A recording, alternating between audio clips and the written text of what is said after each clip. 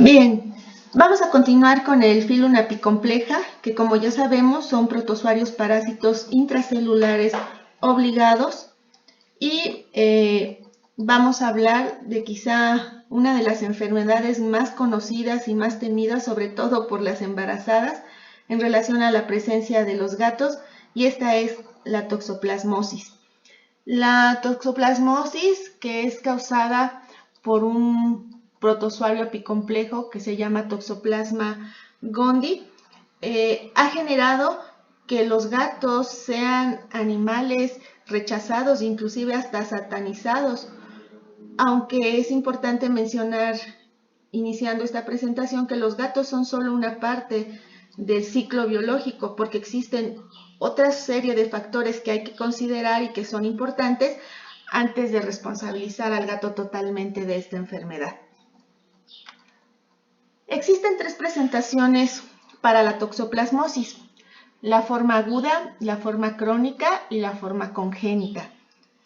En el caso de la forma aguda, solamente un sector muy reducido tanto de las poblaciones humanas como de las poblaciones animales presentan este tipo de toxoplasmosis. La gran mayoría, la mayor parte de la población animal o humana tiene la forma crónica, que esta enfermedad también se le conoce, o esta fase también se le conoce como la fase latente. Lo interesante aquí es mencionar que son individuos que han presentado la forma aguda, que tienen una respuesta inmunológica competente y que permite el tránsito de la fase aguda hacia la fase crónica, donde queda un registro inmunológico. En el caso de los seres humanos, la forma de toxoplasmosis aguda empieza como un resfriado, con malestar general, con dolor de articulaciones, con dolor de garganta, y indicando que la persona va a sufrir un resfriado y que de repente se corta, ¿sí? Y que no pasó nada. Entonces, solamente queda el registro porque hay una buena respuesta inmunológica. En el caso de la presentación congénita, es esta precisamente la presentación que ha generado que el gato sea un animal diabólico, porque efectivamente la toxoplasmosis sí puede generar abortos, puede generar reabsorciones embrionarias, puede generar malformaciones, que son situaciones que en realidad tienen reducidas posibilidades de suceder, dado a un diseño muy sui generis que presentan la placenta de los seres humanos. Aquí nada más para recordar que cuando hay reabsorción embrionaria, que es una de las situaciones que llegarían a presentarse con mayor frecuencia, por alguna razón el tejido donde se implanta el embrión tiene un proceso infeccioso, ¿sí? Si hay un proceso infeccioso, la respuesta inflamatoria se está manifestando y si el embrión logra anidarse, la respuesta inmunológica lo detecta también como un agente extraño, entonces lo ataca y lo elimina.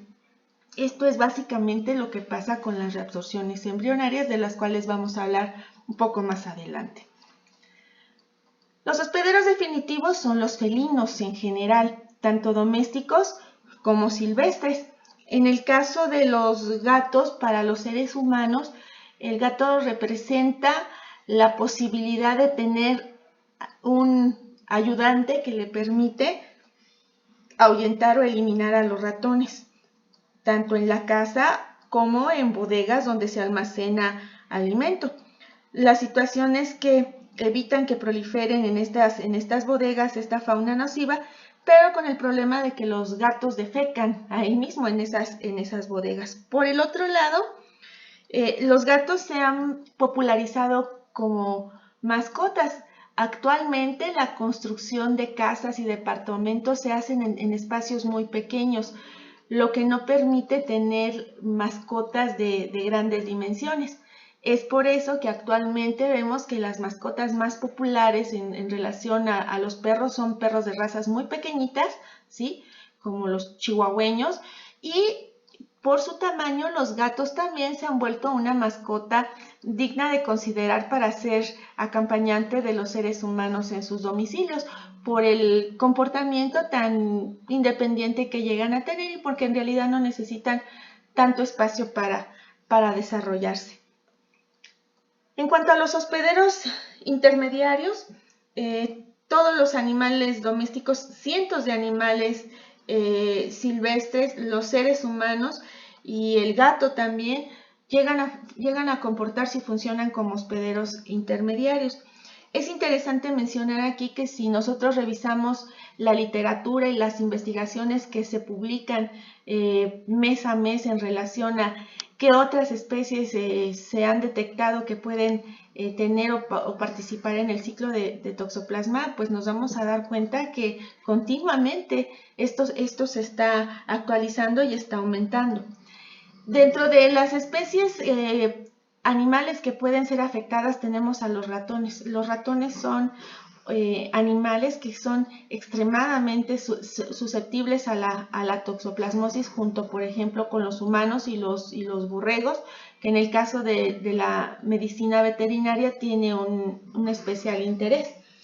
Otra cuestión es que Pterodactylus gondii fue un roedor de origen africano donde se detectó por primera vez la presencia de Toxoplasma gondii. De aquí deriva precisamente el nombre de Toxoplasma gondii, de este roedor africano. En cuanto a localización anatómica, los toxoplasmas se desarrollan como parásitos intracelulares en el epitelio intestinal de los felinos. Presentan un ciclo biológico muy complejo que vamos a ver más adelante. Aquí lo que quiero irles adelantando es que, bueno, los felinos, al presentar este ciclo intestinal, son capaces de eliminar a través de las heces una forma que es la forma infectante llamada ooquiste. Los ooquistes son eliminados de forma inmadura. Esto los podemos detectar a través de pruebas coproparasitoscópicas como la técnica de Faust. La eliminación de estos ooquistes es limitada, es decir, de una corta duración y no genera mayor problema a nivel intestinal en el felino. En el caso de los hospederos intermediarios, puede invadir una gran cantidad de células. Durante la infección aguda, Toxoplasma gondii le gusta mucho parasitar células fagocíticas, principalmente monocitos, macrófagos, neutrófilos, y hago una especial mención con las células endoteliales, porque las células endoteliales, si ustedes recuerdan, son un componente estructural de los vasos sanguíneos, de los endotelios, y donde tienen una altísima distribución, donde los órganos necesitan estar irrigados. Por lo tanto, si Toxoplasma puede establecer en células endoteliales, esto le garantiza que puede estar establecido en cualquier tejido del hospedador. Durante la fase crónica, cuando el individuo pasa de la fase aguda hacia la fase crónica, el toxoplasma puede abrirse paso y establecerse a células no fagocíticas, es decir, se van a las células de los órganos parenquimatosos. Esto significa que, por ejemplo, en el caso del hígado se van a los hepatocitos, en el caso del riñón se van a las nefronas, en el caso del pulmón se van a los alveolos. El parásito se mete dentro de estas células, modifica la conformación de la membrana celular de estas células y genera una pared que le permite aislarse de la respuesta inmune, formando una estructura que se llama colonias terminales, que son las fases que vemos precisamente en los estadios crónicos de la enfermedad. A nivel de distribución geográfica, Toxoplasma gondii es un parásito cosmopolita. Está detectado tanto en poblaciones animales como humanas a través de muchas pruebas de índole inmunológico, detectado en todo el mundo, ¿sí? Es quizá un parásito de los más ampliamente dispersos en el planeta. Algo interesante con esta enfermedad es que está asociada al estatus inmunológico. Dentro de las poblaciones humanas y animales, nosotros podemos encontrar individuos con diferentes estatus, como por ejemplo en el caso de los individuos que tienen inmadurez inmunológica.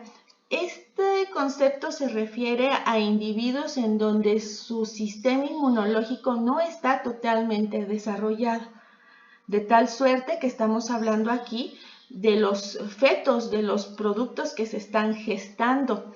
El sistema inmunológico, a través del proceso de avance de la gestación, va generando y va desarrollando un sistema inmunológico. Cuando el individuo nace, el sistema inmunológico nace completito, con todos los componentes estructurales que requiere. Sin embargo, no es capaz de responder de manera eficiente. Ese sistema inmunológico, conforme va interactuando con su medio ambiente, va generando una respuesta de entrenamiento, lo que va eficientizando su respuesta. Por lo tanto, en el caso de los recién nacidos, tienen una inmunodeficiencia temporal. Existen otro tipo de individuos que son los que presentan una inmunodeficiencia permanente. Aquí estamos hablando de individuos, por ejemplo, en el caso de los humanos, los que presentan SIDA o algún tipo de enfermedad que compromete de manera permanente la respuesta inmune, ya sea un lupus eritematoso, diabetes, por ejemplo, o enfermedades de tipo congénito que comprometen la respuesta inmune. El otro sector pueden ser las mujeres gestantes o, en el caso de los animales, las hembras gestantes, porque durante la gestación existen una serie de cambios hormonales dramáticos que pueden generar una variación a la baja de la respuesta inmune, generando susceptibilidad en esta etapa específica del desarrollo tanto animal como humano.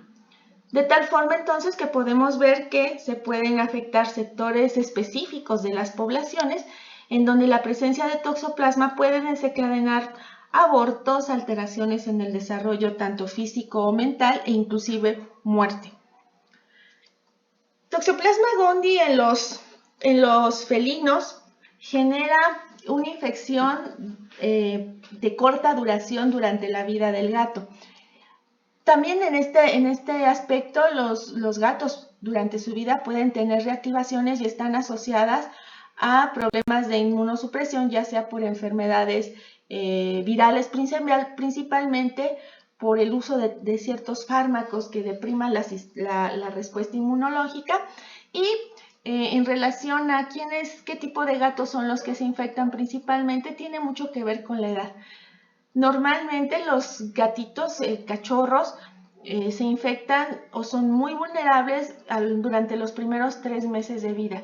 Y aquí es importante recordar que durante esta etapa se da el proceso de destete, en donde si permanecen con la madre se encarga de ir destetando poco a poco, trayendo presas que ella misma caza y que ofrece a sus crías, de tal manera que la ingesta de roedores, la ingesta de pajaritos, la ingesta de otro tipo de organismos que la hembra caza o que el propietario alimente con carne o vísceras crudas, pueden proveer, ¿sí?, de las fases infectantes que se alojan en este tipo de alimentos, que son los quistes con bradizoitos. Por lo tanto, la infección está asociada técnicamente a lo que es el carnivorismo.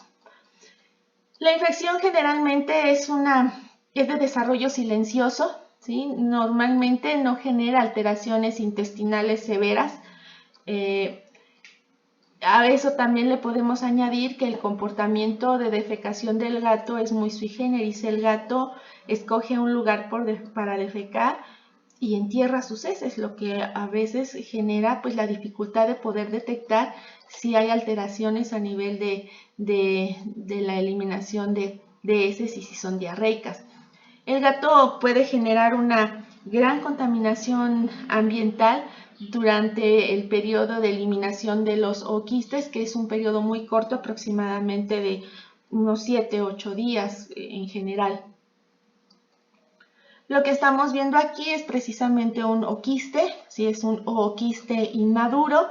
Estos son muy pequeños, de forma ovalada, con una doble pared lisa. Estamos viendo aquí un oquiste maduro.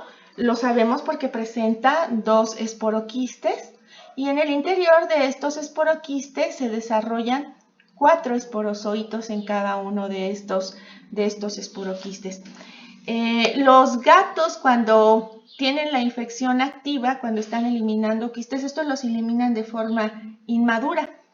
El tamaño, estamos hablando aproximadamente de unos 6 a 10 micrómetros, son estructuras muy pequeñitas que implican que a nivel de diagnóstico en el laboratorio, los técnicos o el personal que se dedica al diagnóstico pues debe tener una buena capacitación para poder, uno, identificarlos en una muestra correctamente procesada. Generalmente usamos la técnica de Faust, y en el otro la identificación plena para no confundirla con otro tipo de coccidias. Por ejemplo, tenemos el caso de Isospora, que es un coccidio que también frecuentemente eliminan los gatos.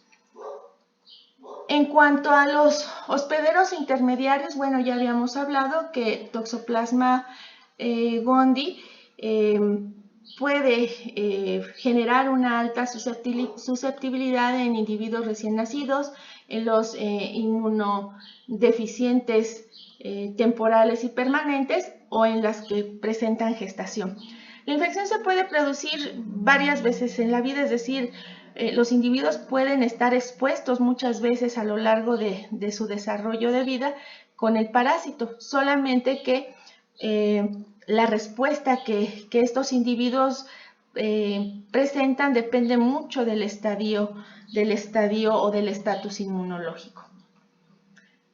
En los hospederos intermediarios, una buena parte de la infección está asociada a la contaminación de las heces con oquistes de los felinos en zonas de pastoreo, en zonas de sembradíos. Otra parte está relacionada o asociada al carnivorismo, es decir, a la ingesta de carne o vísceras deliberadamente crudas o con cocción deficiente, y también pueden transmitirse por trasplantes, principalmente de médula ósea, y de forma congénita se pueden transmitir en cualquier etapa de la gestación.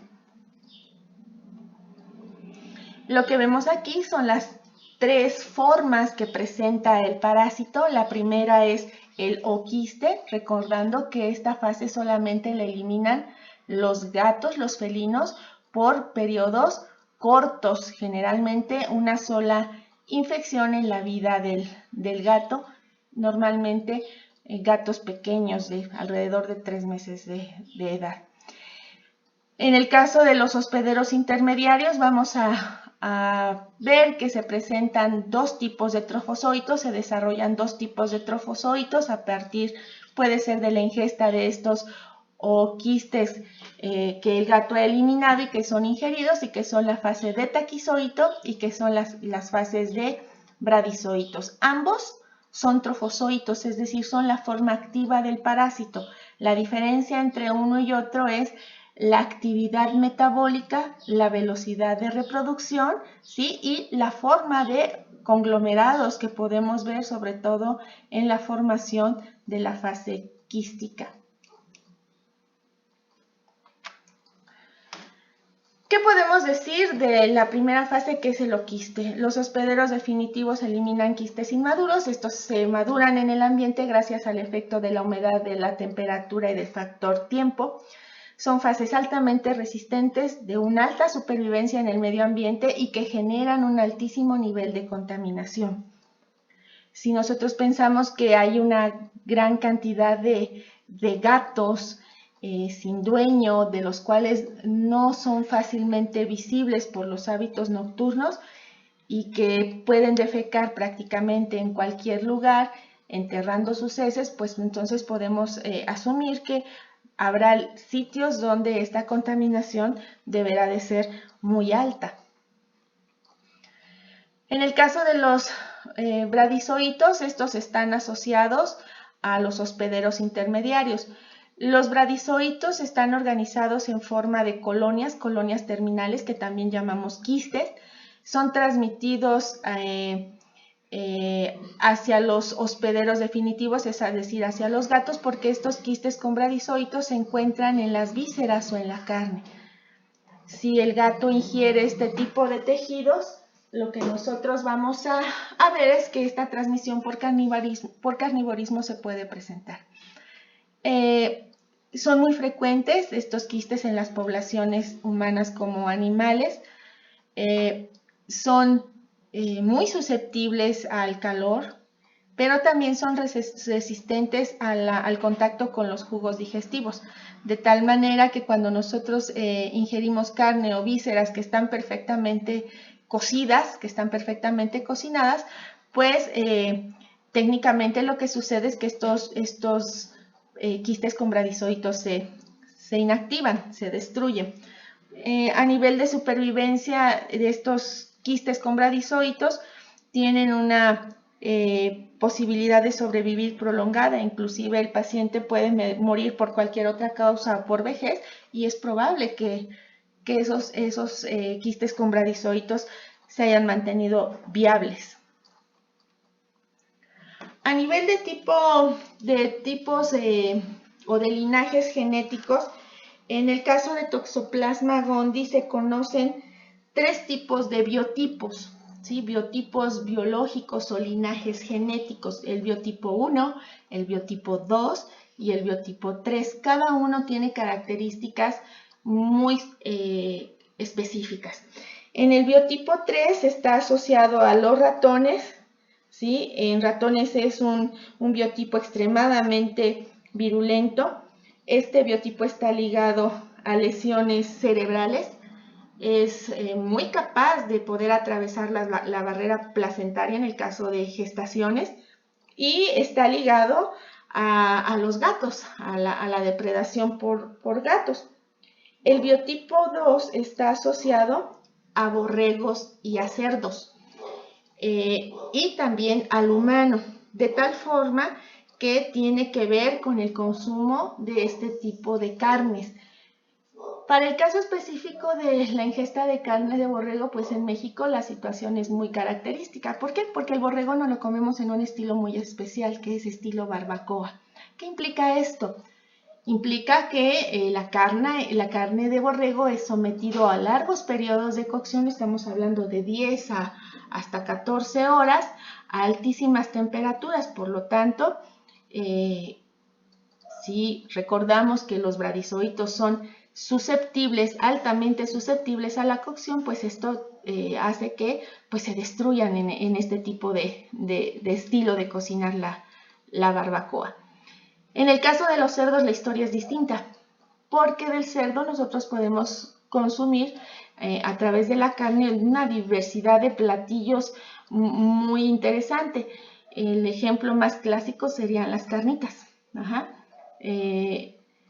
La cocción o la intensidad de cocción en la preparación de las carnitas pues varía y va a gusto del que la prepara, ¿sí? Hay carnitas que si ustedes las observan en el centro, cuando ustedes las cortan, se ven de color rosáceo. Esto quiere decir que todavía no está perfectamente cocida, pero pues al gusto de los comensales, pues esto a veces es apreciado. Esto significa también que si se cocen también en trozos muy grandes, es probable que la temperatura no haya sido homogénea en toda esta pieza de carne y es probable que los quistes con bradizoitos se mantengan viables. Entonces, en este biotipo 2 está asociado al carnivorismo. El biotipo 3 es un biotipo que está asociado a felinos silvestres, a tigres, pero principalmente a leopardos, y tienen una relación a nivel de ciclo biológico con primates no humanos, ¿sí? Este es de un ciclo totalmente silvestre. ¿Qué podemos decir en el caso de el impacto que genera esta enfermedad en el caso de los hospederos intermediarios? En el caso de la infección de tipo congénito, Toxoplasma gondii puede generar una gama de alteraciones a nivel reproductivo que va desde abortos, reabsorciones embrionarias, malformaciones congénitas, dependiendo en qué etapa de la gestación se da la infección. Puede generar partos prematuros también. Mortinatos, los mortinatos son bebés, productos que concluyen su tiempo de gestación, pero que nacen muertos. También podemos tener el desarrollo de productos a término, ¿sí? De apariencia normal, pero que después del alumbramiento, inclusive muchas semanas o muchos meses o inclusive años después, pueden generar datos clínicos o alteraciones relacionadas a una infección que se adquirió durante la gestación. También podemos ver lesiones de tipo ocular que pueden ser evidentes desde el nacimiento, o puede haber una serie de alteraciones que se van desarrollando conforme el individuo va creciendo. También podemos ver alteraciones de tipo mental de grado variable que pueden ser alteraciones en el comportamiento o deficiencias en el coeficiente intelectual, y el caso pues más dramático sería pues que el toxoplasma pudiera matar al individuo. ¿Cómo es el trofozoito? El trofozoito de Toxoplasma gondii pues tiene un aspecto muy sui generis. Tienen una forma de media luna o de arco. De hecho, el término toxo significa con aspecto o con forma de arco. Gondii ya lo habíamos mencionado, que hace alusión a este roedor africano. Y pues como buen apicomplejo, pues presenta un núcleo. Recuerden que son eucariontes. Puede presentar una o varias mitocondrias, presenta un retículo endoplásmico, presenta Golgi, presenta también un organelo muy especial que es el complejo apical, que es el que le da el nombre a este filo. De ese trofozoito vamos a tener dos variantes. La primera variante o la primera modalidad es el taquizoito. El taquizoito es un trofozoito que se caracteriza por tener un metabolismo acelerado.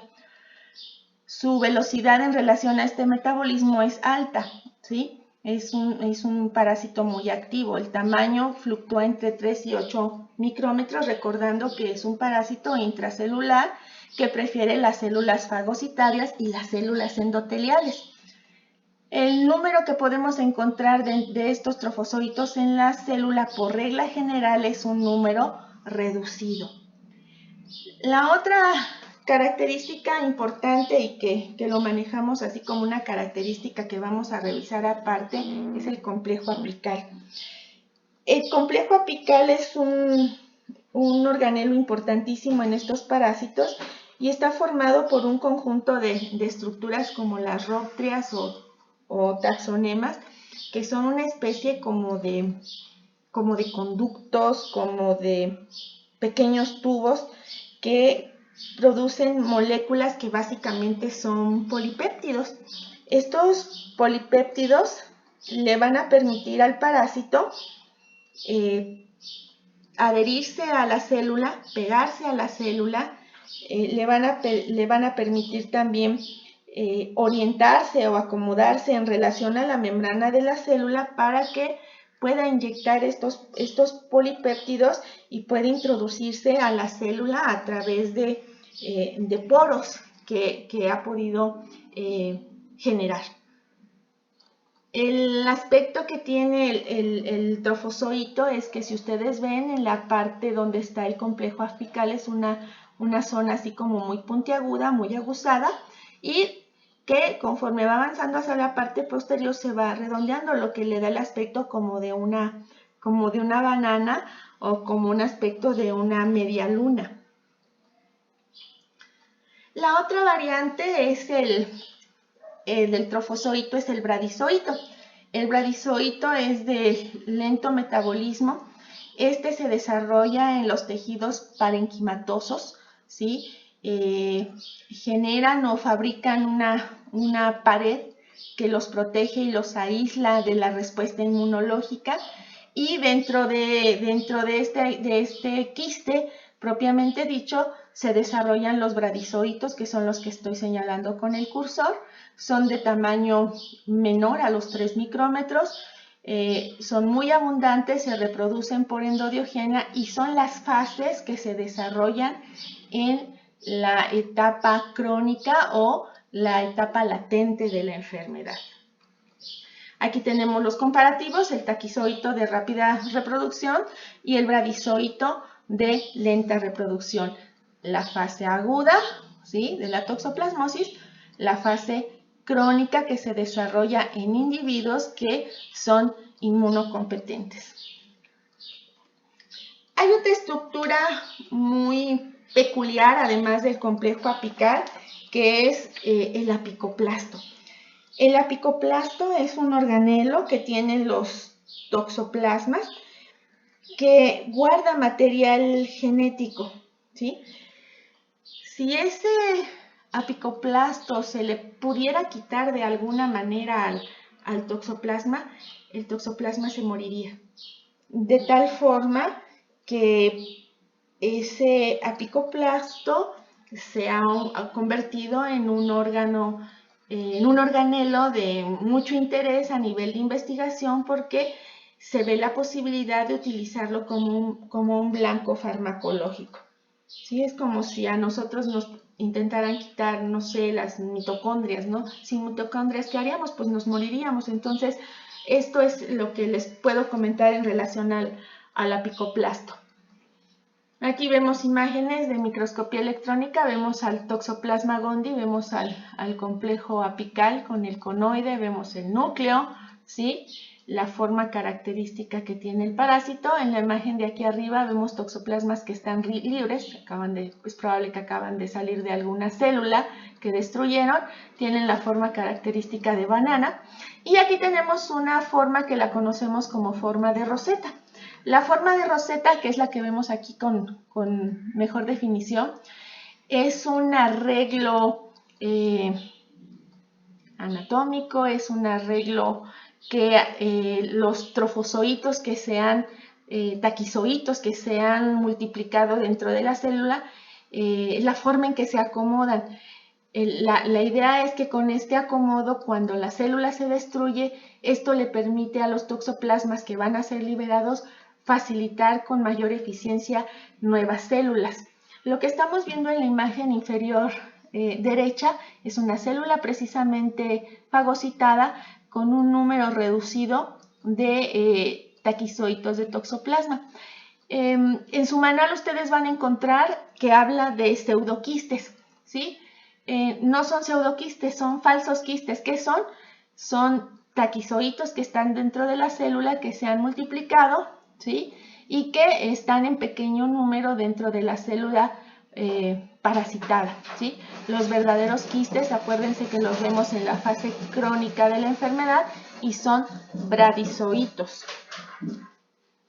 ¿Sí? Estos son los bradizoitos que nosotros podemos ver en las colonias terminales, y esto lo vemos en órganos parenquimatosos. ¿Sí?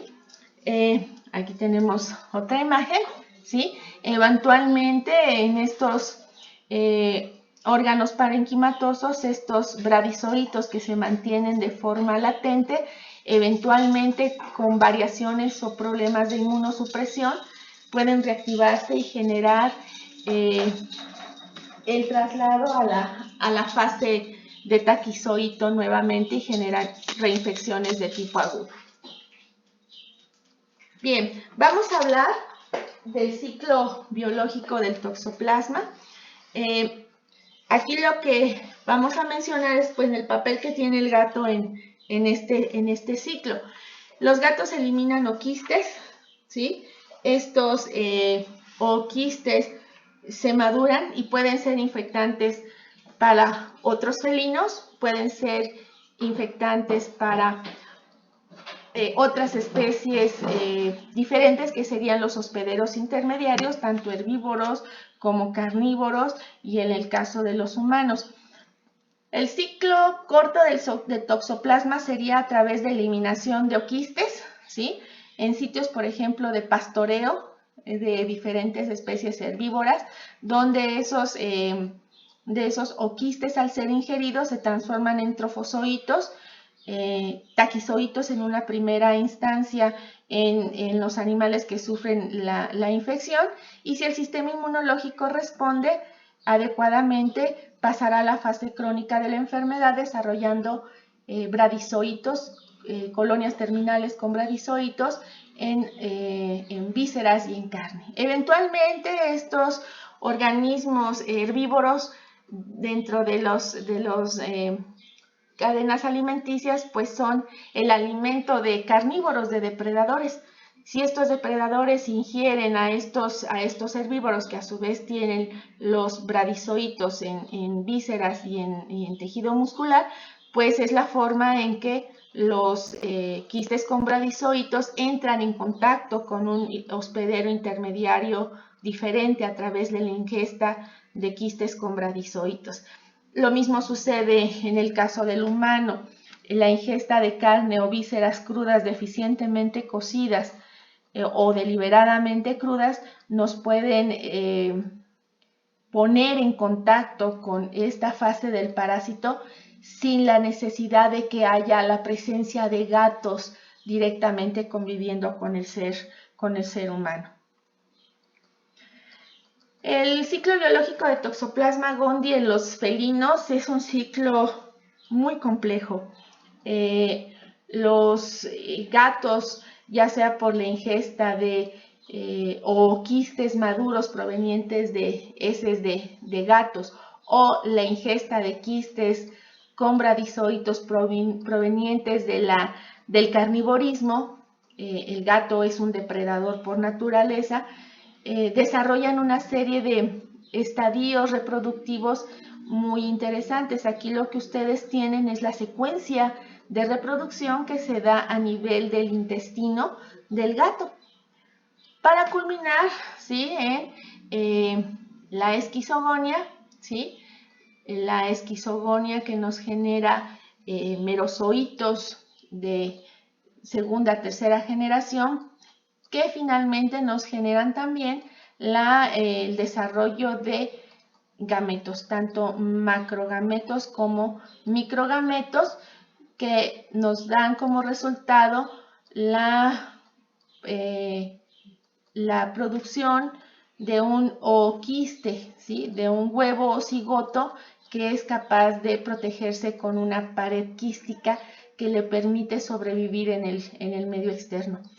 Esto, el ooquiste maduro, es propiamente lo que sale, es eliminado en la materia fecal, y ese ooquiste inmaduro, bajo condiciones de humedad y temperatura adecuadas y el factor tiempo asociado también, van a permitir que ese ooquiste inmaduro se desarrolle generando la fase infectante, que es el ooquiste maduro. ¿Qué es lo que vamos a ver en el caso del hospedero intermediario? Los hospederos intermediarios pueden ingerir estas fases, tanto los quistes con bradizoitos como los ooquistes. Estos esporozoitos se liberan, ¿sí?, se transforman en fases activas, en trofozoitos, ¿sí?, se vuelven fases extremadamente activas, y estos taquizoitos son capaces de abrirse paso a la pared intestinal y parasitar las células, recordando que las células fagocíticas son especialmente preferidas por este tipo de organismos. Lo que vemos aquí, precisamente, esta imagen ya la habíamos visto, es un macrófago donde vemos la penetración del parásito y la reproducción. ¿Cómo le hacen para sobrevivir dentro de este tipo de células que son fagocíticas? Toxoplasma tiene la capacidad de inhibir la formación del fagolisosoma. Esto es, cuando el parásito se introduce, entra dentro de una vacuola, ¿sí?, que se llama vacuola parasitófora. Los lisosomas no logran fusionarse a esta membrana, y el fagolisosoma no se forma. Por lo tanto, la supervivencia y reproducción del parásito pues está garantizada. ¿Qué es lo que pasa aquí? Conforme el parásito se va multiplicando, genera la destrucción de la célula, y esto permite la dispersión a nuevas células en los tejidos en donde se desarrolla. ¿Qué es lo que vamos a ver? La invasión inicial, decíamos que era a nivel de células fagocíticas, pero los toxoplasmas también podrán pasar a otra etapa, que es la invasión a células de los endotelios. Aquí lo que vemos es que el parásito, como en todos los tejidos hay endotelio porque todos están vascularizados, el parásito puede llegar a diferentes órganos. Aquí lo que ustedes tienen es una pequeña lista donde los parásitos se pueden desarrollar. La característica es que son órganos parenquimatosos. Ustedes aquí arriba lo que están viendo son las formas clásicas de roseta que le permiten una estrategia de invasión al parásito hacia nuevas células. ¿Qué es lo que va a pasar aquí? Si la respuesta inmunológica es eficiente, estos parásitos van a activar una respuesta inmunológica al cabo de algunas semanas, un par de semanas. ¿Qué es lo que va a pasar? El sistema inmunológico se va a encargar de destruir una gran cantidad de taquizoitos, pero habrá algunos, ¿sí?, que se hayan abierto paso hacia los tejidos parenquimatosos, quedarán incluidos dentro de las células y estas células van a ser modificadas para formar las colonias terminales que van a estar totalmente llenas o que se van a ir llenando de bradizoitos y que van a evadir la respuesta inmunológica durante mucho tiempo, dando lugar a lo que es una infección de tipo latente, una toxoplasmosis de tipo latente. Estos parásitos se van a abrir paso a través del bloqueo del fagolisosoma, se van a dispersar a ganglios linfáticos y lo que vamos a ver a continuación es la dispersión que tienen los parásitos en algo que llamamos el ciclo lítico de la toxoplasmosis. El parásito se mete a la célula y forma una vacuola parasitófora. En esa vacuola el parásito debería ser, ya se los había comentado, destruido o atacado por la fusión de los lisosomas, formando el fagolisosoma. En teoría, esto debería destruir al agente infeccioso. Sin embargo, aquí lo que nosotros vamos a observar es que el parásito se mete dentro de la célula, invade la célula, forma la vacuola parasitófora o se organiza en la forma de roseta, sale, ¿sí?, se replica, parasita totalmente la célula, se libera o destruye la célula y esta invasión se replica de manera continua. Esto depende, ¿sí?, del estado inmunológico del paciente. A continuación lo que vamos a ver es la respuesta que hay ante la presencia de Toxoplasma gondii en una infección primaria. Cuando el individuo es capaz de responder, los taquizoitos invaden y entran a este tipo de células. Interactúa con macrófagos, con neutrófilos, con células killer, con células asesinas. Esto permite que el contacto que hay de los parásitos con estas células van a permitir que el parásito sea procesado y se presenten los determinantes antigénicos, ¿sí? Estos determinantes antigénicos, ¿sí?, que se dan por macrófagos y por células dendríticas, van a generar también una respuesta con la cooperación de un tipo de células muy especiales que son la CD4 y la CD8. Estas células CD4 o CD8, conocidas también como células cooperadoras, van a activar una respuesta de tipo TH1, que es una respuesta de tipo celular. Lo que vamos a ver aquí es que se van a activar una gran cantidad de interleucinas de muchos tipos, pero entre estas, unas que no son especialmente interesantes o importantes son la interleucina 2 y la interleucina 12. que hacen que las células fagocíticas, y en especial estas células que son las LK, que son las natural killer, células asesinas, produzcan cantidades importantes de interferón gamma y de factor de necrosis tumoral.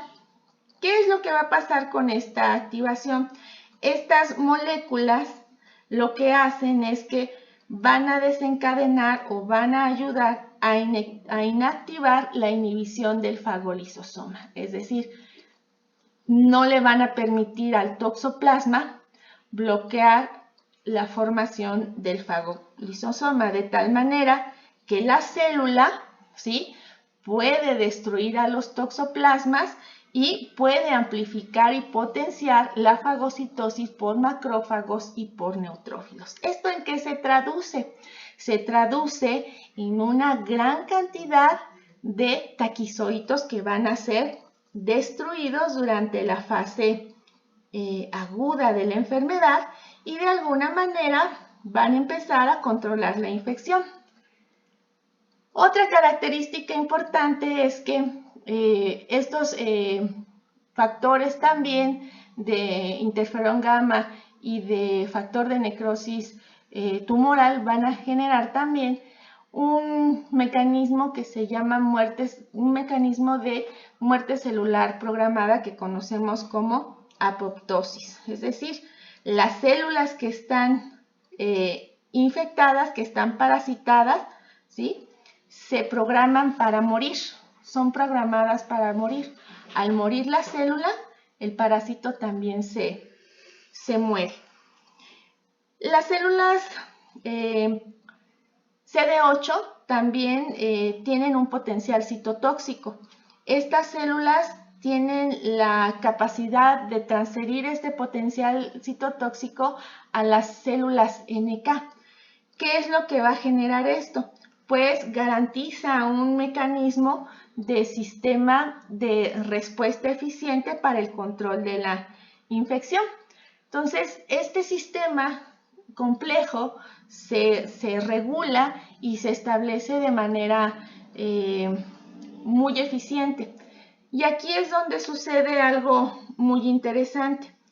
Una vez que este proceso está perfectamente eficientizado y montado, se presenta un fenómeno inmunológico muy sui generis que se llama switcheo inmunológico.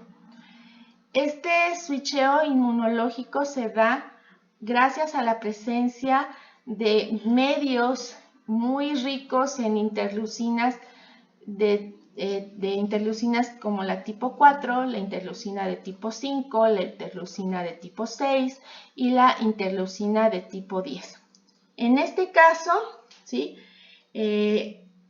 estas interleucinas lo que hacen es que van a cambiar la respuesta que es aquí de tipo TH1, que es una respuesta de tipo celular, van a generar un cambio de respuesta hacia la TH2, que es una respuesta de tipo humoral. ¿Qué es lo que pasa aquí? Se activan células o linfocitos B. Para esto voy a pasar a la siguiente diapositiva, que es esta. Esta activación de células B, de linfocitos B, son precursores de células plasmáticas, ¿sí? Y las células plasmáticas, cuando se activan, tienen la capacidad de producir anticuerpos. Los anticuerpos tienen funciones, tienen características muy especiales. Son capaces de aglutinar, pueden opsonizar, pueden precipitar y pueden fijar al complemento. En el caso de las IgMs, estas inmunogamaglobulinas se presentan entre los días 3 y 10 posteriores a la infección. Las características de la IgM, estructuralmente hablando, son reconocidas como anticuerpos pentaméricos. ¿Qué significa esto?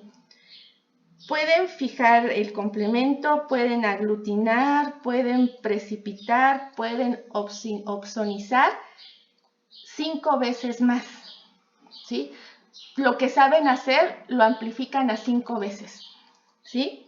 De tal manera, ¿sí?, que fijan el complemento. En el caso de la fijación del complemento, se fija toda la secuencia del complemento hasta C9 y forman un poro en el parásito que le provoca un choque osmótico, provocando la lisis del parásito. Días después, ¿sí?, estas IgMs van desapareciendo y van apareciendo otra estirpe de inmunogamaglobulinas. Estas son las IgGs. Existen muchos tipos y subtipos de IgGs, pero una de las más predominantes es la IgG1. ¿Qué es lo que hacen estas IgGs?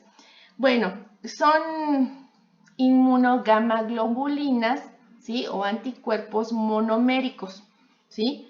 Estas aparecen después de semanas y son las que se presentan en la fase crónica. Y como les decía, son monoméricas, es decir, la activación del complemento, la opsonización, la precipitación lo hacen en relación de 1, mientras que las pentaméricas tienen una reacción quintuplicada, una capacidad de reacción quintuplicada.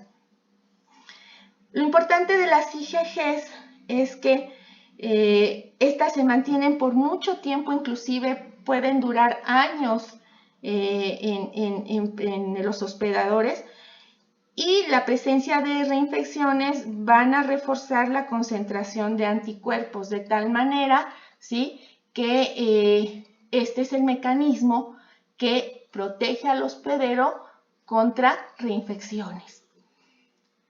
Otras inmunogamoglobulinas que se presentan son las IgAs. Recordando que este tipo de IgAs se presentan en las mucosas, básicamente la mucosa oral, la mucosa nasal, la mucosa intestinal, ¿sí? De tal manera que cuando los agentes infecciosos se presentan, los aglutinan,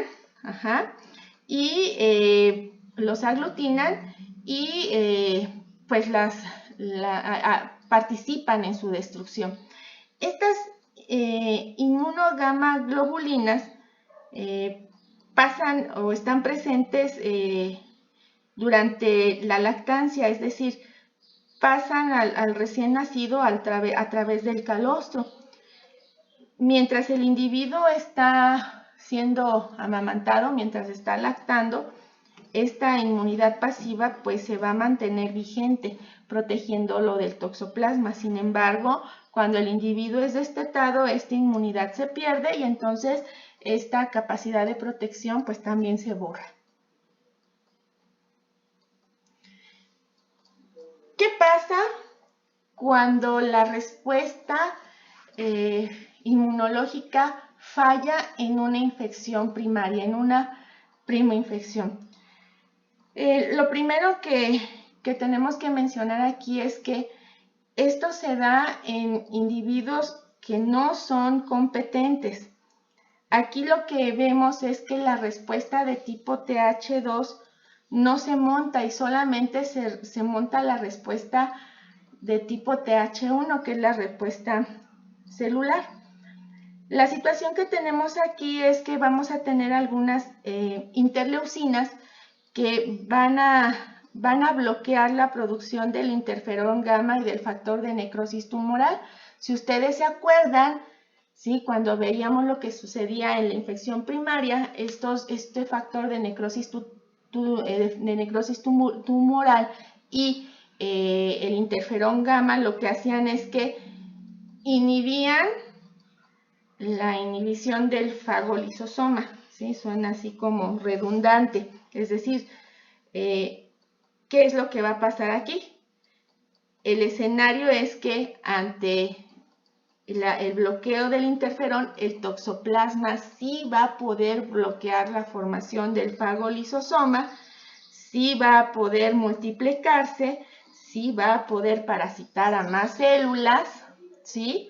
Y el parásito no tiene ningún tipo de bloqueo que evite que se replique. Entonces, esto le va a permitir al parásito, pues, parasitar primero a células fagocitarias móviles, ¿sí? Que ya las habíamos mencionado. Luego va a poder parasitar células fagocíticas no móviles y posteriormente va a poderse establecer o abrirse paso a órganos parenquimatosos donde va a generar una gran destrucción de células generando necrosis. ¿Esto a qué nos conlleva? Bueno, va a conllevar a que los órganos, ¿sí?, van a tener una gran destrucción que va a implicar una serie de alteraciones a nivel de el funcionamiento de las diversas vísceras que están involucradas, que como decíamos, pues toxoplasma puede invadir cualquier tejido. ¿Qué es lo que pasa con los efectos de este tipo de una respuesta tipo 1 que no va a poder pasar a la respuesta de tipo celular? Los niveles elevados de interleucina 2 y de interleucina 12 van a generar una serie de modificaciones y una serie de cambios que van a permitir que se liberen hacia las células una cantidad de moléculas como las perforinas, las granzinas, las enzimas hidrolíticas y el óxido nítrico, pero que estas moléculas en condiciones naturales tendrían que destruir a los agentes infecciosos. Sin embargo, lo que vemos aquí es que este tipo de enzimas se van hacia la destrucción de las propias células del hospedero, lo que va a generar que haya una grave destrucción celular, ¿sí?, con el desarrollo de necrosis. Por lo tanto, aquí lo que tenemos es una gravísima equivocación del sistema inmunológico. Y esto es la consecuencia de la incapacidad que tienen algunos individuos de responder adecuadamente ante una infección. Por lo tanto, aquí es importante hablar de que esto lo podemos ver en las gestantes, en los recién nacidos y en los inmunosuprimidos, por ejemplo, con VIH, en donde vamos a ver una grave destrucción de los tejidos de tal manera que los puede inclusive hasta matar. Vamos a hablar un poquito de lo que pasa en cuanto a la reactivación de una infección aguda. Cuando el individuo tiene una respuesta inmunológica adecuada y pasa de la fase aguda a la fase crónica en un individuo inmunocompetente, pues esos bradizoitos se quedan ahí. Sin embargo, es importante considerar que el sistema inmunológico no es algo que se mantiene siempre al mismo nivel. En la vida, los individuos podemos pasar por depresiones de la respuesta inmunológica. Y esa respuesta inmunológica puede permitir, uno, que se activen bradizoitos que ya se tenían albergados en los tejidos y que se activen a nuevos taquizoitos que van a reinvadir los endotelios, y esto les va a permitir el paso a los órganos parenquimatosos con destrucción de vasos sanguíneos, con vasculitis, y que puede generar fases de lesiones y focos necróticos en los tejidos, e inclusive pueden generar el desarrollo de la enfermedad y generar la muerte del individuo, es decir, individuos que tenían sus bradizoitos ahí albergados, se presenta una enfermedad, por ejemplo, el VIH, que fue posterior al establecimiento de bradizoitos, y estos quistes con bradizoitos se reactivan. Bien, algo bien interesante es hablar de la gestación y la toxoplasmosis. Desde el punto de vista inmunológico, la fecundación y el establecimiento de un embrión en el útero de la madre es el establecimiento de un agente, de algo ajeno al organismo. Este embrión que se anida requiere del aporte de oxígeno, de nutrientes y de un sistema que le permita desechar sus mecanismos. Necesita un mecanismo de excreción. Esto es un tema muy interesante porque es el cómo se forma, el cómo se desarrolla y cómo se da la interacción del embrión en relación al establecimiento en el tejido de la madre. Recordando que la placenta es un órgano, es un tejido que se forma básicamente para nutrir, para alimentar de forma ininterrumpida y dar oxígeno, glucosa, aminoácidos, etcétera, al feto. Le va a proveer de un mecanismo o un sistema de eliminación de desechos. La placenta también es una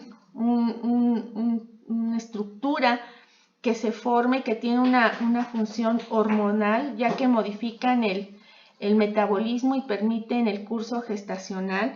La placenta lo que hace es que puede hacer que se modifique. La placenta tiene un sistema inmunológico que está ahí, ahorita vamos a hablar de esto. Se genera la formación de los trofoblastos, ¿sí? El embrión se anida, trofoblasto, si no recuerdo mal, en griego significa alimentar. ¿Qué son los trofoblastos? Bueno, son capas delgadas de células que ayudan al embrión a adherirse a la pared del útero y lo protege. A partir de aquí, ¿sí? Se empieza a formar la placenta. La placenta en el caso de los seres humanos se forma totalmente alrededor del 4º mes de gestación. Algo bien interesante es lo siguiente. Mientras no hay gestación, ¿sí? El útero tiene la presencia de macrófagos, tiene la presencia de células killer, tiene la presencia de interferón gamma, de factor de necrosis tumoral. Hay una serie de factores inhibidores de leucemias. Mantienen generalmente limpio el útero para facilitar la formación de vascularización y crecimiento fetal. Todo esto sí es para la formación de vasos sanguíneos durante la gestación, pero cuando hay gestación, este mecanismo que está establecido, ¿sí?, cambia. Aquí volvemos a hablar de algo que también se llama switcheo. Se switchea este mecanismo para evitar que el embrión sea reconocido como algo ajeno. Entonces la placenta también tiene una función hormonal. Es decir, hay un bloqueo a través de hormonas para evitar que el feto que está en el útero sea atacado. Es decir, el útero se vuelve un sitio inmunológicamente privilegiado, ¿sí? ¿Qué es lo que va a pasar aquí? Pues se van a bloquear, hace que las moléculas de histocompatibilidad de la placenta se bloqueen, la placenta se vuelve un tejido prácticamente inocuo y el organismo ya no puede atacar a la placenta a menos que haya algo o alguien que altere este mecanismo de switcheo. Y aquí es donde entra toxoplasma, porque como toxoplasma llega a los endotelios, ¿sí? Como toxoplasma llega a los endotelios, lo que vamos a ver es que estos trofoblastos, ¿sí?, que tienen una relación directa con la placenta, van a estar vascularizados, tienen endotelio y toxoplasma puede llegar a los endotelios. Por lo tanto, en esta zona, ¿sí?, donde el feto se relaciona para el intercambio de sangre y nutrientes, el parásito genera alteraciones, ¿sí? Es muy importante aquí recordar que en el caso de los humanos existen diferentes tipos de placentaciones. Existen, por ejemplo, la placentación de tipo endotelio corial, que es de los carnívoros. Existe también la presentación de tipo hemocorial o epitelio corial, que es de los rumiantes, es decir, es una capa muy delgadita entre el feto y el endometrio de la madre, de tal manera que el parásito puede pasar fácilmente.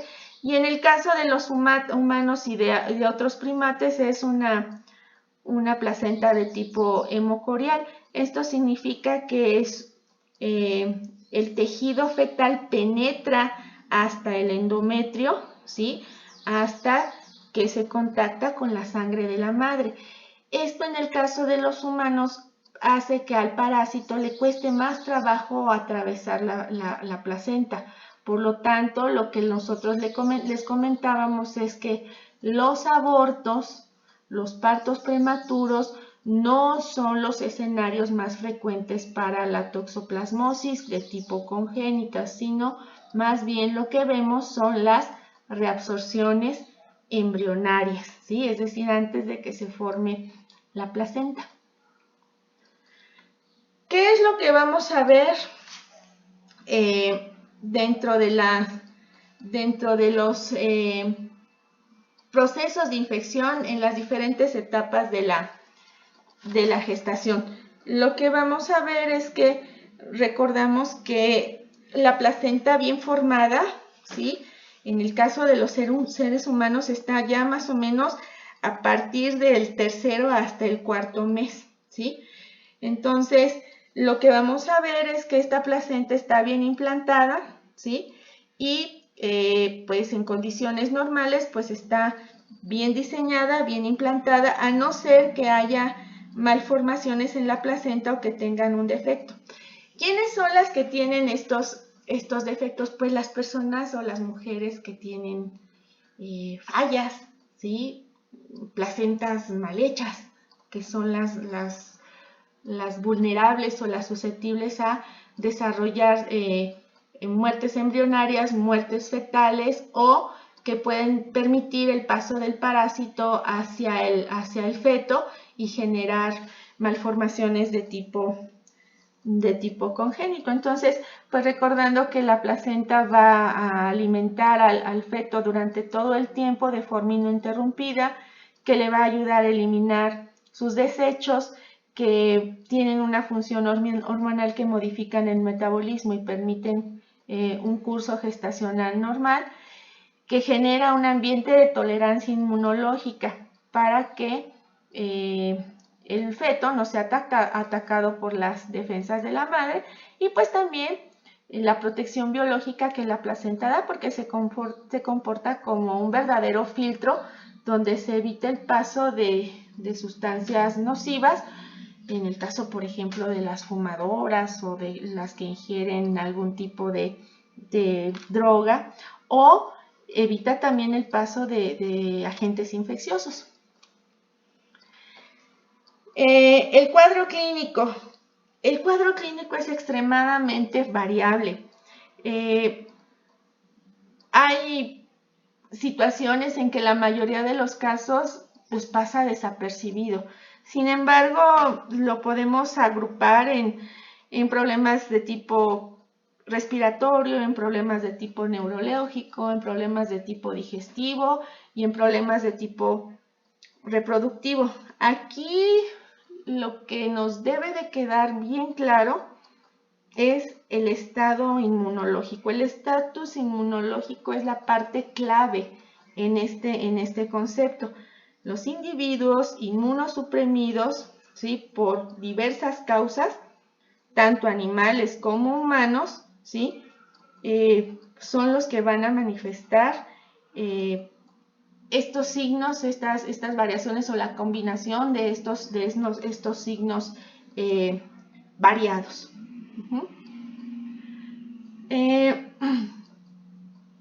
es lo que vamos a ver? Bueno, en la forma congénita, lo que nosotros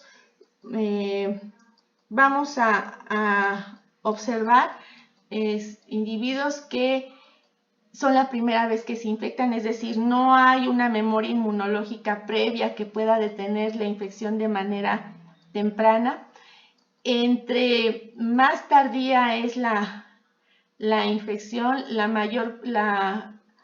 la probabilidad de tener alteraciones de tipo congénito es mayor, ¿sí? Es muy grave en las fases iniciales de la gestación, generalmente desencadenan o reabsorciones embrionarias o abortos, ¿sí? Pero también puede generar el nacimiento de niños infectados sin síntomas, ¿sí? Sin síntomas aparentes, pero con daño a nivel cerebral que presentan un coeficiente intelectual bajo. También es posible los cuadros de corioretinitis como una secuela que puede ser ceguera uni o bilateral, ¿sí? Y los abortos decíamos pues que son relativamente poco frecuentes en el caso de los seres humanos. Aquí lo que tenemos es un listado de las situaciones que se pueden presentar en cuanto a las alteraciones. En el caso de la toxoplasmosis, los individuos infectados que son productos en gestación pueden desarrollar hidrocefalia en un 25%, accesos convulsivos, retardo en el desarrollo neuropsíquico, pueden generar alteraciones en la ganancia del peso, letargia, tienen dificultad para comer, bueno, hidrocefalia que ya se los habíamos mencionado.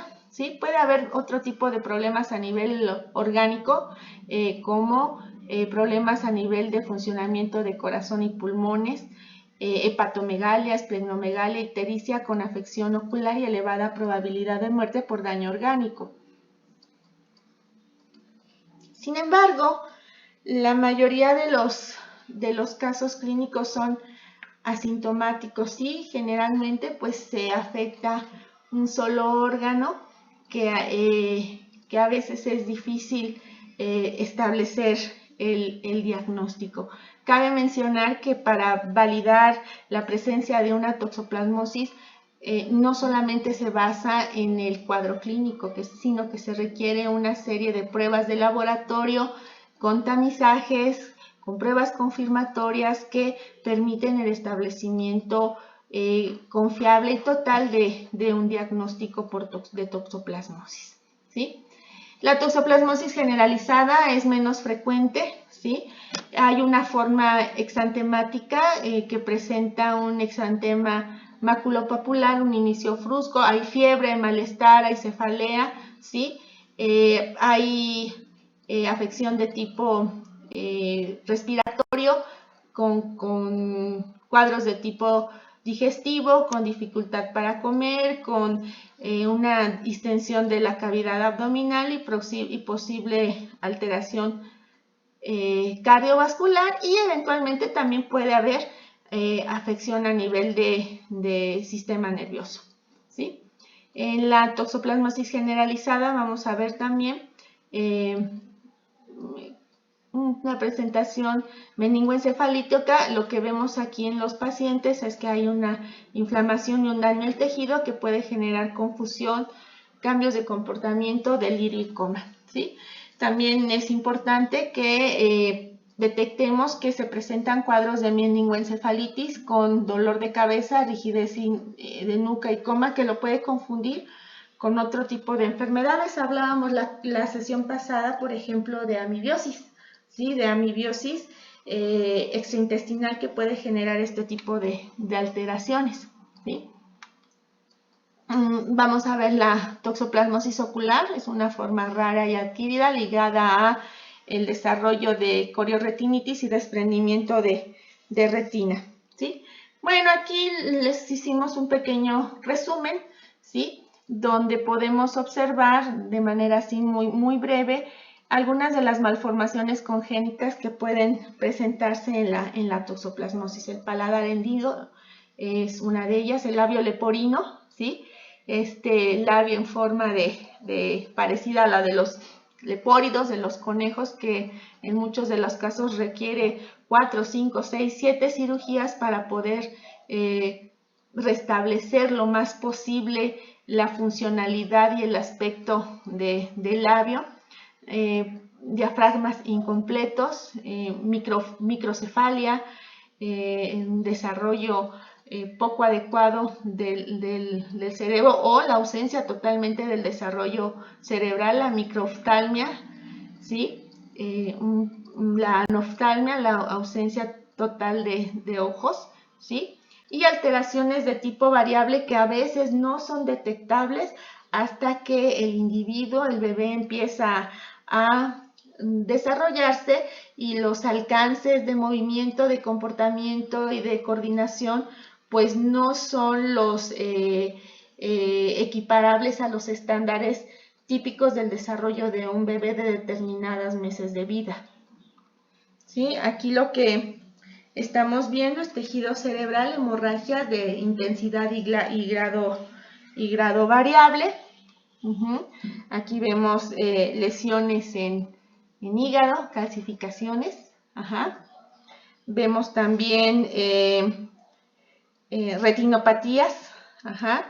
Lo que vemos aquí en estas imágenes sí son hemorragias y luego las cicatrices. Acuérdense que la retina sí es como una especie de tela, sí, que está formada por muchas capas, por varias capas de neuronas, los conos y los bastones que tienen que ver con la visión a color y blanco y negro. Vamos a observar también que recuerden que la retina convierte las imágenes en señales eléctricas y las manda al cerebro. ¿Qué pasa si la retina tiene hemorragias o tiene calcificaciones o tiene cicatrices? Pues estas no hay la reacción a la luz y no se conectan adecuadamente con el nervio óptico. Entonces, esas cicatrices quedan sobre la retina y pues la visión se pierde totalmente. Esto es lo que también les decíamos, es una placenta, ¿sí? Aquí nosotros lo que vemos se llaman carúnculas. Aquí se corta la circulación, acuérdense que aquí hay endotelios, se corta la circulación, hay un sufrimiento fetal, ¿sí? Deja de pasar el oxígeno, deja de pasar los nutrientes por un lado y del otro lado pues ya no pueden salir las sustancias que se tienen que eliminar y entonces pues los fetos se abortan o se adviene el parto prematuro, ¿sí? O puede generar sufrimiento fetal y la muerte del producto, ¿sí? Entonces aquí es una condición importante. Entonces estos son los cotiledones, las carúnculas. Aquí vemos también una imagen de hígado, ¿sí? Lesiones a nivel hígado, ¿sí? Igual, lesiones también a nivel de cerebro, ¿sí? Aquí es lo que observamos en esta zona, aquí, esto que se ve así como queso, como un exudado tipo, pues gaseoso propiamente dicho, ¿sí? Pues es tejido cerebral y vemos pues zonas hemorrágicas. Igual. Bueno, antes se pensaba que si el individuo pues libraba la infección aguda y pasaba a la fase crónica, pues ya no pasaba nada, ¿sí? Y ya, la libraba. Sin embargo, se han descubierto que en el caso de la toxoplasmosis latente se presentan cambios a nivel del comportamiento y esto ha sido documentado en diferentes especies. Sin embargo, en donde primero se descubrió y donde primero se estudió fue en los ratones, ¿sí? Hay algo que se llama la teoría de la manipulación. trataré de explicarles de forma breve qué es esto. De acuerdo a esta hipótesis, se maneja o se piensa que Toxoplasma gondii manipula a sus hospedadores de forma indiscriminada, o sea, como él quiere. El parásito lo único que tiene como objetivo es aumentar sus posibilidades de diseminarse y de seguir viviendo, ¿sí? Esto en el caso de los ratones, ¿sí? Que sería el hospedero directamente relacionado con los gatos. En el caso de los humanos, se ha observado que en base a esta teoría, el toxoplasma genera cambios en el comportamiento de los seres humanos en cuanto a su apetito sexual o el desarrollo de esquizofrenia o la adicción y el gusto por meterse en situaciones peligrosas, ¿sí? Hay una hipótesis que es la hipótesis de la dopamina, en donde lo que plantean es que a Toxoplasma le sienta bien el cerebro humano. Ahí es donde le gusta formar quistes. ¿Por qué? Porque ahí hay una enzima que es la tirosina hidroxilasa, y esta enzima tirosina hidroxilasa es una enzima que está relacionada con la producción del neurotransmisor que es la dopamina. Entonces, mientras más enzima tirosina hidroxilasa, más dopamina. En los ratones, ¿sí? Cuanta más dopamina hay, los ratones cambian su comportamiento. Estos ratones le pierden el miedo al gato, ¿sí? Le ponen el miedo al gato y generan o caen en situaciones de riesgo, ¿sí? Normalmente lo que sabemos es que los ratones sanos, sin quistes en el cerebro de toxoplasma, cuando no los tienen, cuando detectan la orina del ratón, pues huyen, ¿sí? Porque asumen que esto es peligro. Los ratones se rigen y se mantienen a salvo porque siguen su rastro de orina propia, ¿sí? de los roedores. Y entonces, difícilmente salen de sus rutas normales. Sin embargo, ¿sí? Cuando el ratón tiene estos quistes a nivel de su cerebro, se vuelven mucho más activos, se salen de sus rutas normales de recorrido seguro, los hace más exploradores e inclusive, ¿sí? Buscan, ¿sí? La orina del gato. Entonces, cuando hacen esto, pues el gato sí está bien. Entonces, un ratón que presenta este tipo de alteraciones, pues se hace más fácilmente presa del gato, y con esto el parásito lo que hace, pues es asegurarse de que aumenta sus posibilidades de diseminarse y seguir vivo. En el caso traslapado esto al ser humano, es muy importante pues poner en nuestra cabeza que pues la verdad el control de nuestras emociones y de nuestro comportamiento como humanos es probablemente algo que no sea exclusivamente de nuestro control.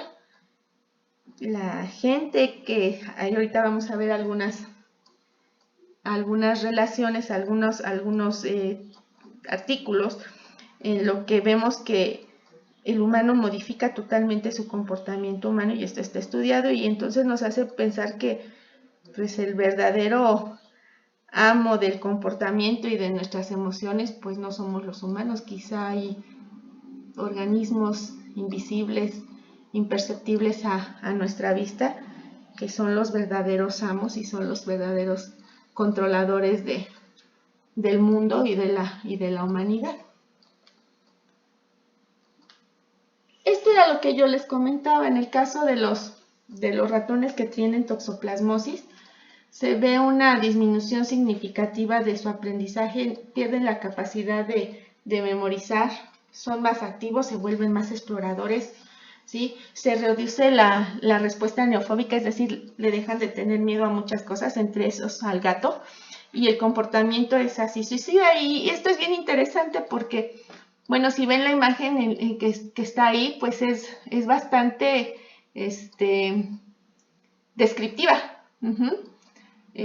Retan, desafían situaciones de peligro. Esto, por ejemplo, pues sí se ve una foto muy bonita, ¿sí? Una foto de portada muy bonita. En condiciones normales, esto no sería lo real. El gato es depredador de los ratones. Los ratones, al ver a su depredador enfrente, lo lógico sería que huyeran, ¿sí? A lo mejor estos los criaron juntos, no lo sé, pero hubo personas que vieron esto y con mucha imaginación pues generaron personajes, ¿sí? Que a nivel de la industria del entretenimiento pues han sido exitosos. Por ejemplo, estos dos personajes, ¿no? El ratoncito valiente y Speedy González, ¿no? Speedy González continuamente retando, ¿sí? Activada y modificada su locomoción, desafiando siempre a su depredador. Y bueno, quizá esto sea interesante, ¿no? Y aplicado a la industria del entretenimiento, ¿no? Bien, en el caso de los seres humanos, ¿qué pasa? En el caso de los seres humanos, y aquí hay algo bien interesante, separados por sexos, porque parece ser que la implicación es diferente en varones que en las mujeres. Encontraron, ¿sí? Hicieron estudios y la conexión entre los títulos de anticuerpos contra toxoplasma, encontraron que en el caso de los hombres con toxoplasmosis latente, es decir, con quistes de toxoplasma, el coeficiente intelectual pues bajaba. El superego también, ¿sí? El superego también a la baja.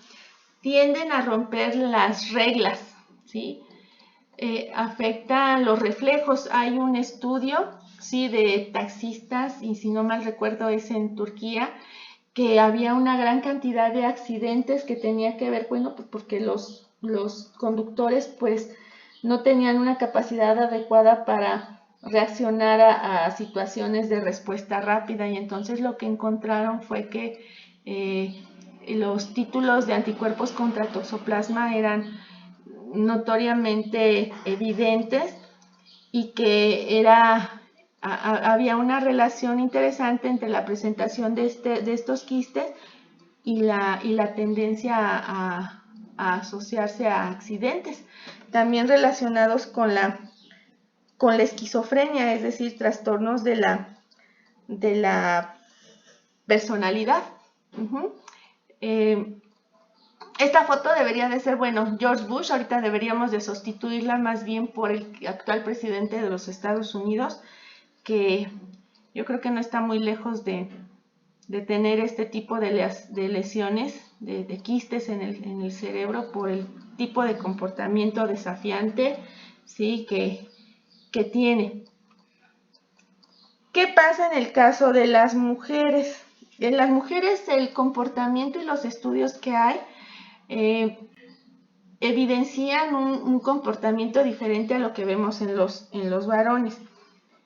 Es un superego reforzado. ¿Qué es esto? Son mujeres súper seguras de sí mismas, tienen el síndrome de la divina garza, no hay nadie mejor que ellas, tienen una elevada afectotimia, esto es, son súper sociables y son amigas de medio mundo, aunque claro, esto en los ambientes, en la sociedad y sobre todo con los varones, pues puede malinterpretarse.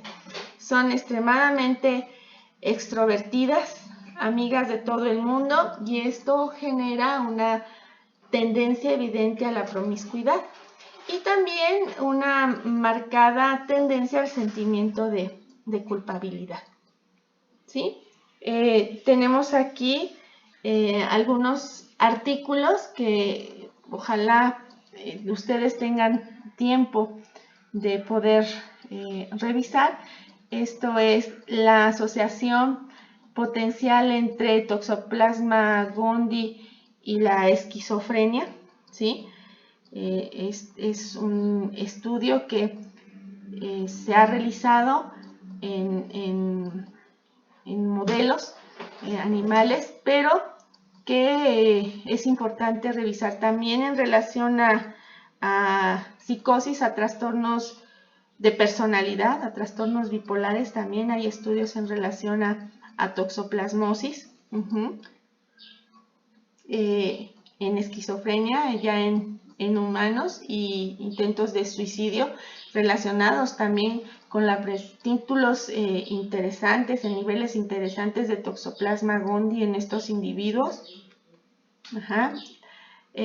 Otro también muy interesante, la probable relación de Toxoplasma gondii con Parkinson.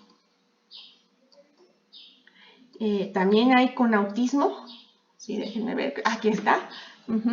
Los cambios neuropatológicos que se ven en relación a la presencia de Toxoplasma gondii tanto en ratones como en humanos, ¿sí? En relación a desórdenes con el autismo. Es importante también que si tienen oportunidad de darle seguimiento a estos artículos sería muy bueno. Y también Toxoplasma gondii relacionado a los comportamientos de agresión y de reacciones impulsivas en adultos, aunque también es importante aquí mencionar que también hay estudios en poblaciones infantiles de estos mencionados niños problemas hiperkinéticos que se pelean con todo el mundo, que no se adaptan a la convivencia en el grupo y que siempre están metidos en problemas, que puede estar relacionado también con la presencia de Toxoplasma gondii, inclusive adquiridos durante su desarrollo uterino. Y eso es que es muy importante también. En desórdenes obsesivos compulsivos, ¿sí? También hay estudios y el rol que puede jugar Toxoplasma gondii en este tipo de desórdenes. Y bueno, lo interesante de estos artículos, y para resumirlos, es que pues se están encontrando una serie de conexiones entre lo que es el sistema inmunológico, el sistema endocrino, relacionado con el sistema nervioso y los parásitos. De hecho, hay un área ya de estudio y de investigación en donde inclusive hay pues congresos que hablan de la neuroinmunoendocrinología parasitológica, y desde hace algún tiempo pues estos estudios nos hacen pensar de que controlan toda una serie de mecanismos que le generan al parásito, le aseguran al parásito la supervivencia, ¿sí? También hay parásitos que desde hace tiempo se están estudiando, parásitos que generan insomnio, o sea, la incapacidad de poder dormir. Es probable que esté relacionado no solamente a Toxoplasma, sino a otros agentes infecciosos, a la modificación del comportamiento y también inclusive a modificar el sexo, ¿sí? Bien, ¿cómo se hace el diagnóstico de Toxoplasma? Existen, por ejemplo, se pueden hacer pruebas a través de biopsia de ganglios. Se puede monitorear la detección de anticuerpos o antígenos parasitarios, ¿sí? O por técnicas de biología molecular, básicamente con el PCR.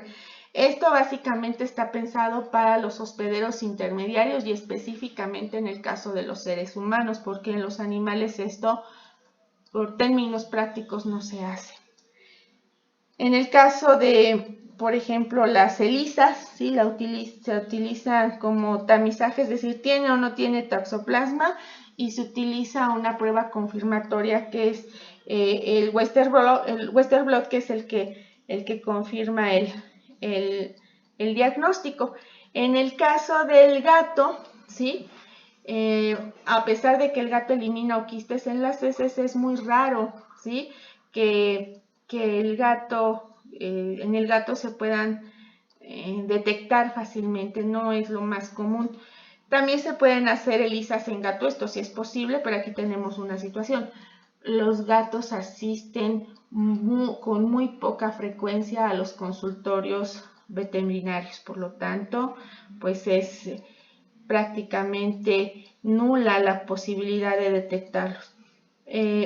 Los gatos pueden eliminar oquistes, inclusive de forma, pues de alguna manera intermitente. Todas las enfermedades que generan inmunosupresión en el gato, sobre todo las virales, como la panleucopenia, la leucemia, los calicivirus, el SIDA felino, que les pone terribles pruebas a estos animales. Todas estas enfermedades pueden desencadenar la eliminación de oquistes, ¿sí? Y estos se detectan por técnica de Faust. Y vuelvo a insistir, el personal que se dedica al diagnóstico a través de los Faust, pues debe ser un personal perfectamente entrenado porque no son tan fáciles de detectar.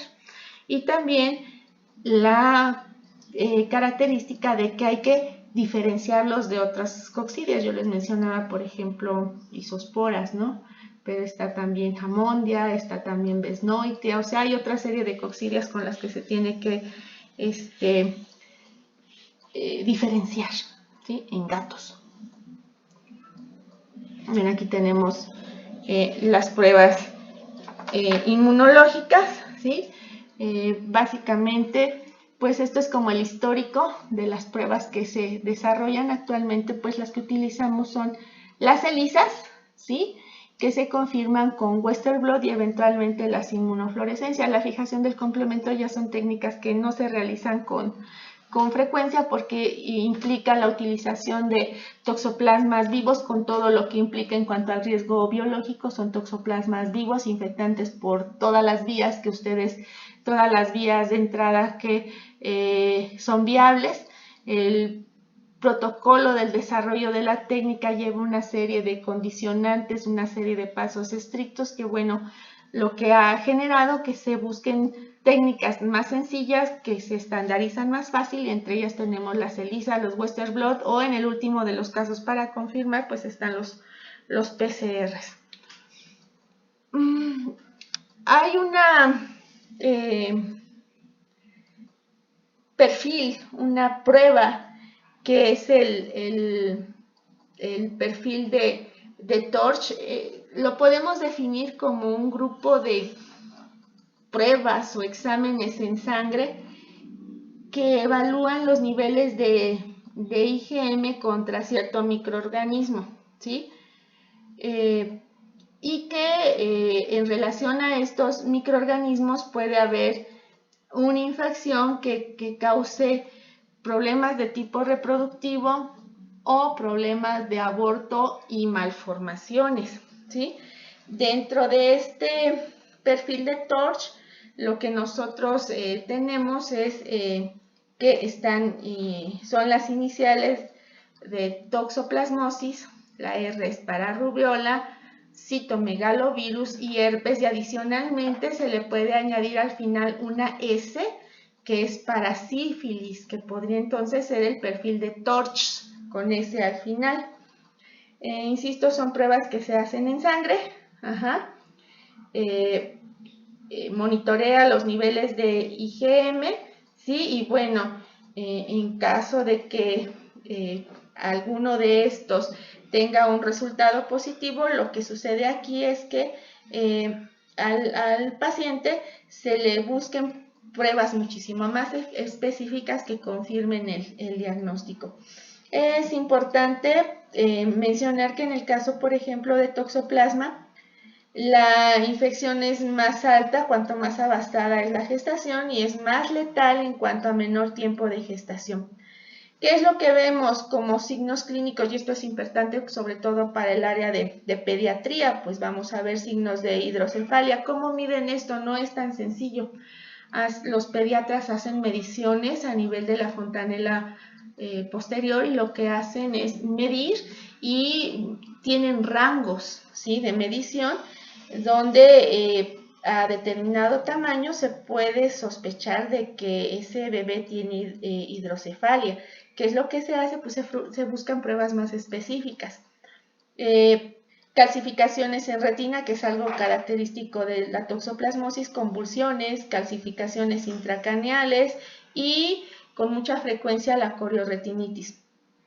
Para el caso de rubiola, ¿sí?, la forma de hacer de alguna manera la diferencia con toxoplasma es que los individuos presentan microcefalias, hay retinopatías también, cataratas, y un dato interesante es que presentan la persistencia del ducto arterioso y sordera. Con citomegalovirus, por ejemplo, es muy inespecífico. Aquí sí lo interesante es que con lo que se trabaja típicamente son con bebés prematuros, ¿sí?, que presentan ictericia, que presentan petequias en el abdomen y calcificaciones periventriculares que lo diferencian de toxoplasma, porque se acuerdan que yo les comenté que para toxoplasma son calcificaciones intracraneales, ¿sí? Entonces estos perfiles de TORCH son ideales que se puedan hacer, ¿sí?, en las mujeres antes de gestar, ¿sí?, prepararse para la gestación, pero también se pueden hacer estas pruebas pues en los bebés, ¿sí? También igual es importante que de líquido amniótico se puede también tomar muestras para confirmar la presencia de toxoplasmosis, pero aquí se corren por PCR, ¿sí? Bueno, este es un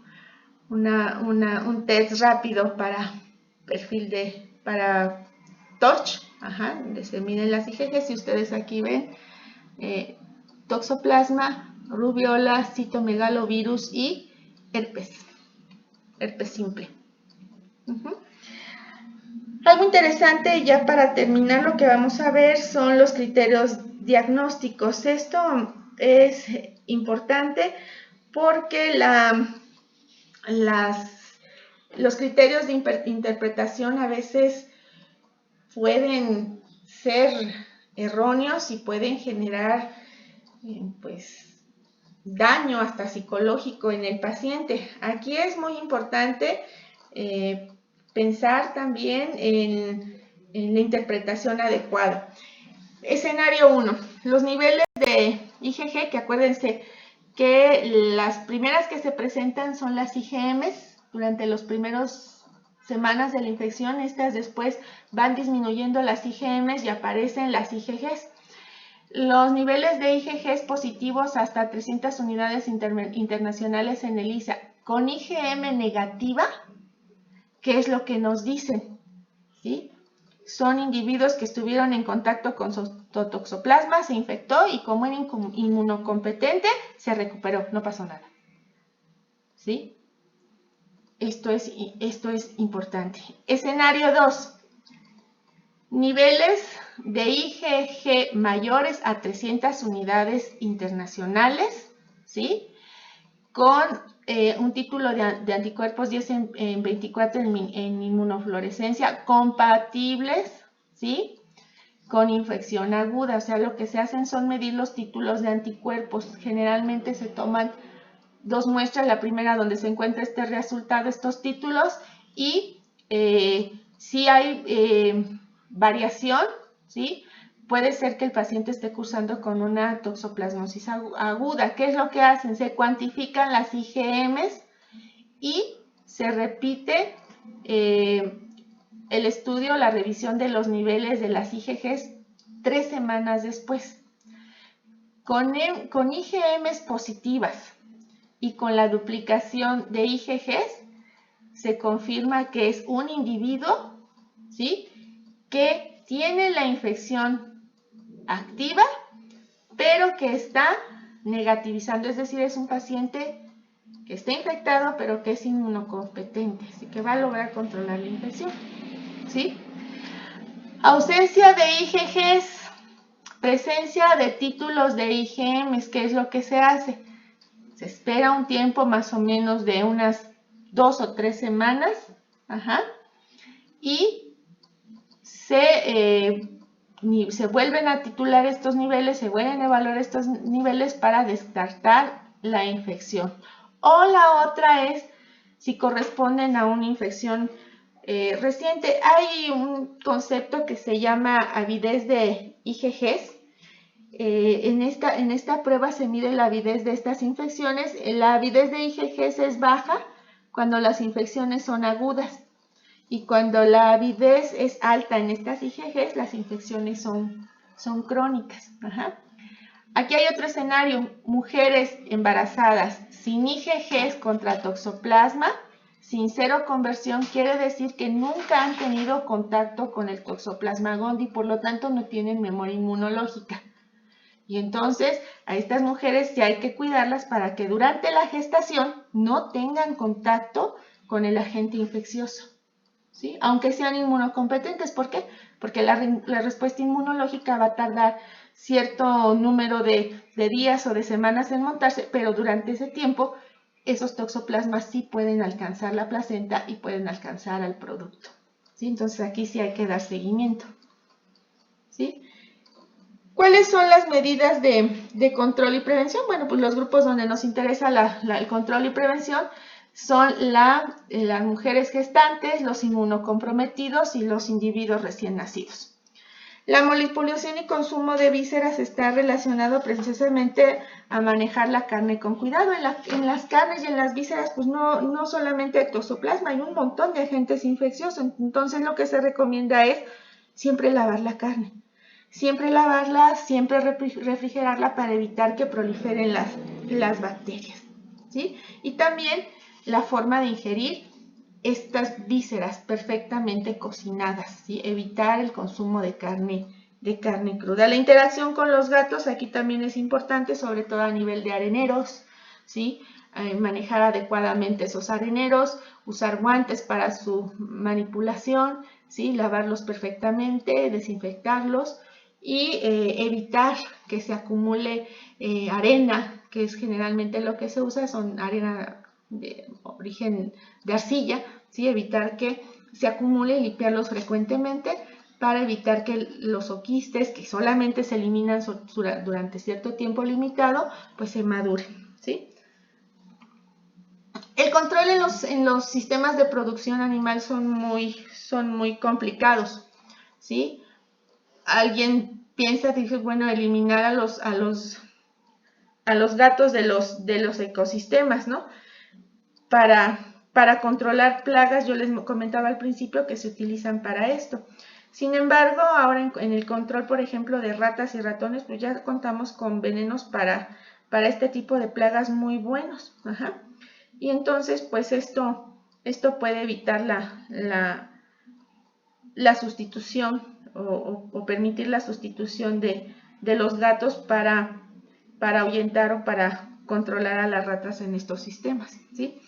Hay vacunaciones, sí, normalmente los países borregueros como Australia, Nueva Zelanda, por ejemplo, utilizan este tipo de vacunas. En el caso de México, pues la producción de borregos no justifica la inversión, entonces en México no se utilizan.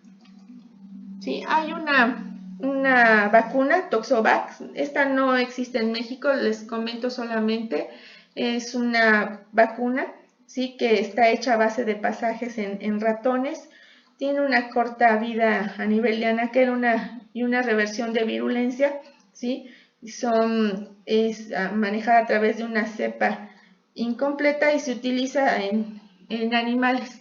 Pero aquí en México no contamos con ella. Existe otra vacuna que es la cepa T263, es una vacuna de administración vía oral. Son vacunas que han sufrido como la primera manejo genético. lo que hacen es que generan, son quistes tisulares, ¿sí? Y que hace que el gato desarrolla una protección sin contaminación, esto es decir, que no elimine o quistes al medio ambiente. El problema es que pues estas vacunas son muy caras, solamente están disponibles en el continente europeo y volvemos a la parte mercadotécnica. Económicamente no se justifica su uso.